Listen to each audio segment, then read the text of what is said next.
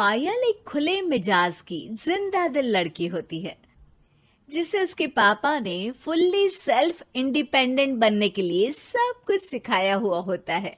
एक शाम पायल अपनी बाइक पर सीटी बजाते हुए कॉलेज से घर वापस पहुंचती है, जिसे देखते ही उसकी मम्मी गुस्से में पूरा घर सिर पर उठा लेती है।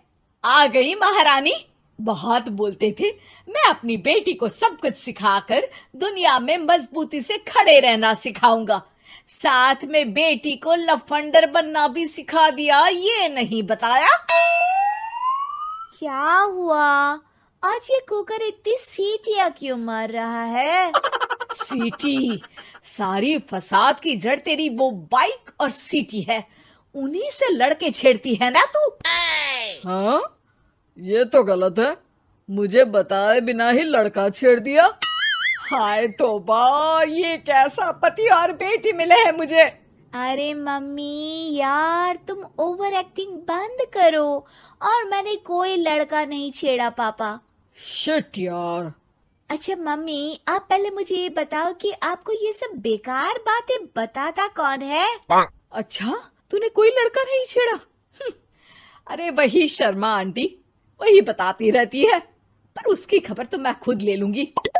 अच्छा मेरी प्यारी बेटी, थक गई होगी ना, जाकर आराम कर बेटा। अचानक मम्मी को गर्म से नरम होते देख के पायल और उसके पापा कंफ्यूजन में एक दूसरे को देखने लगते हैं। आंखों से कुछ इशारे होते हैं और पायल वहां से चुपचाप चली जाती है। जिसके बाद रात को घर में सबके सोने के बाद दोनों पापा बेटी छत पर मिलते हैं। क्या खबर लाए हो? अरे तुम्हारी मम्मी तो हमसे भी तेज निकली, कोई खबर नहीं मिली। क्या यार पापा, पता नहीं अब मेरी मदर इंडिया कौन सा बम फोड़ेंगी। इसी के साथ दोनों अपने कमरे में वापस जाकर सो जाते हैं। अगली सुबह पायल जैसे ही कॉलेज जाने के लिए तैयार होकर कमरे से बाहर निकलती है तो उसकी मम्मी उसे लड़के वालों के सामने ले जाकर खड़ा कर देती है। जी, ये है मेरी बेटी पायल, थोड़ी चंचल है लेकिन बहुत नेक दिल और होशियार है। देखते ही देखते कुछ घंटों में पायल और शुभम का रिश्ता पक्का हो जाता है, जिसके कुछ दिनों बाद पायल शादी कर अपने ससुराल पहुंच जाती है। सोचा था मम्मी कोई बम फोड़ेंगी, पर उन्होंने तो सीधा मुझे उम्र कैद की सजा ही दे दी। बहू, अब उम्र कैद समझो या बम, रहना तो यही है, निभाना यही है, इसलिए छिछोरी हरकतें बंद करनी होगी। है? ये आप क्या बात कर रही हो? मैंने क्या किया? इतने मासूम ना बनो, मुझे तुम्हारे कारनामों के बारे में सब अच्छे से पता है। ऐसा बोलकर सास तो वहां से चली जाती है, लेकिन पायल सोच में पड़ी वहीं खड़ी रह जाती है। जिस पर शुभम उसके पास आता है। तुम मम्मी की बात का बुरा मत मानना, वो पड़ोस वाली आंटी ने उन्हें तुम्हारी बाइक चलाना, सीटियां बजाते हुए घूमना, बेधड़क सबसे बात करना वगैरह जैसी कुछ बातें बता दी है, जिसे सुनकर उन्हें गुस्सा आ गया है। पर फिक्र मत करना, धीरे धीरे साथ रहने से वो भी ठीक हो जाएंगी। Thanks for your concern, but I don't care. Payal सीधा अपने कमरे में चली जाती है। अगली सुबह कॉलेज जाने के लिए तैयार हो सीटी बजाते हुए कमरे से बाहर निकलती है, जिसे देख सास गुस्से से तिलमिला उठती है। महारानी, शादी के अगले ही दिन ये हीरोइन बनकर कहाँ चल पड़ी? और ये लफंगों की तरह सीटियां बजाना बंद करो। ये हमारा घर है, कोई सड़क नहीं जहाँ तुम आवारागर्दी करती घूमो। मम्मी जी, सीटी बजाने और कंफर्टेबल कपड़े पहनने से लोग कब से आवारा बनने लगे? इसी के साथ सास बहू का युद्ध शुरू होने ही वाला होता है कि शुभम वहां पहुंच जाता है। माँ, उसका कॉलेज है इसलिए ऐसे तैयार हुई है। और पायल, तुम भी माँ को समझने की थोड़ी कोशिश करो ना प्लीज। सिचुएशन संभालकर शुभम और पायल घर से निकल जाते हैं। इसी तरह दिन बीतने लगते हैं, जिससे सास बहू की लड़ाइयों के बीच शुभम पिसता रहता है, लेकिन साथ ही वो दोनों एक दूसरे की आदतों को अपना भी लेती हैं। पर पायल का सीटी बजाना सास को आज भी नागवारा ही होता है।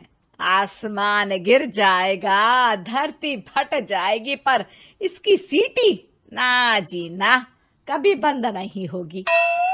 अरे मम्मी जी, जब आप मेरे कुछ बोले बिना सीटी से ही समझ जाती हो कि मैं क्या बोल रही हूँ, फिर इसे बदलने की क्या जरूरत? यही तो हमारी यूनिकनेस है। पायल की बात से ज्यादा सहमत ना होते हुए भी सास हंस पड़ती है। उसी शाम पूरा परिवार घूमने जाने का प्लान बनाकर घर से निकल जाता है और उनके जाते ही घर में चोर घुस आते हैं और तभी वो सब भी दोबारा घर के अंदर आते हैं बाहर से। क्या यार पायल, एक शाम भी फोन के बिना नहीं रह सकती थी क्या? घर में ही तो फोन है, कहाँ चला जाता? अब जल्दी अंदर जाकर अपना फोन लाओ, मम्मी और मैं यहीं बाहर वेट करते हैं। ज्यादा बोल रहे हो, देखो अब और धीरे काम करूंगी। ऐसा बोलकर पायल घर के अंदर जाती है और बहुत देर तक बाहर निकल कर नहीं आती।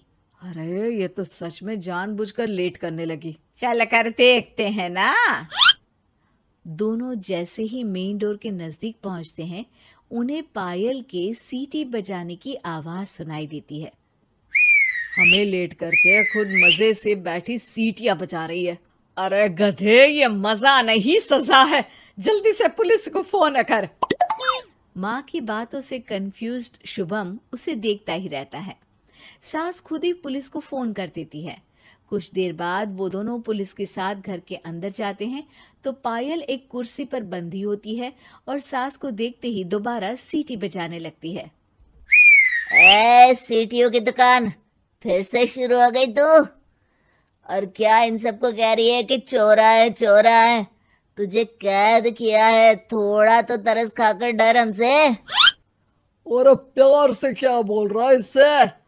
अरे इसके सर पर बंदूक लगा, ठोक दे इसको। अरे चल झूठे, तेरे पास तो हथियार है ही नहीं। सास की बात सुन वहां मौजूद सारे इंसान हैरान रह जाते हैं और पुलिस तुरंत उन चोरों को अरेस्ट कर लेती है। आपको कैसे पता कि इनके पास हथियार नहीं है? अरे सीटी नहीं तो बताया।